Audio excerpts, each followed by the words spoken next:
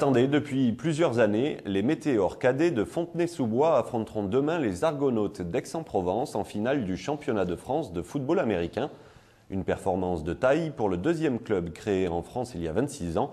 Bien décidés à remporter cette finale, les météores auront fort à faire sur le terrain de leur adversaire qui reste sur 4 finales consécutives. Pour cela, il faudra se surpasser et bien se préparer. Marion Belch a suivi un des derniers entraînements. C'est la 3e fois que le plus vieux club de football américain de France envoie une équipe jeune à une finale nationale. La section cadet existe depuis 5 ans. Le plus jeune joueur a 13 ans et le plus âgé en a 16. À sa création, l'équipe ne comptait que 13 cadets et les débuts ont été plutôt laborieux. C'était assez difficile à ce moment-là. C'était assez difficile surtout pour les petits parce qu'ils faisaient du double plateau. Donc attaque et défense. Et en plus de ça, il n'y avait pas encore cette culture de football qu'il y a aujourd'hui. Donc ça s'est soldé par beaucoup de défaites. En fait, on a gagné un match la première saison.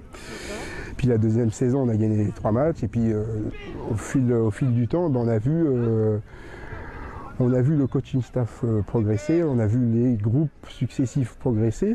Puis aujourd'hui, c'est l'aboutissement de tout le travail qui a été mené depuis 5 ans. Depuis, les météores ont fait du chemin. Aujourd'hui, l'équipe cadet compte 40 joueurs, dont 28 débutants. Elle a remporté le titre de la Conférence Nord et doit maintenant affronter les Argonautes, vainqueurs de la Conférence Sud, pour le titre de champion de France. C'est bon, coach. On verra bien maintenant, on se prépare pour cette échéance depuis des années, on peut dire. Donc maintenant, on va aller jouer le match, puis on verra bien ce qui va se passer, mais je suis confiant.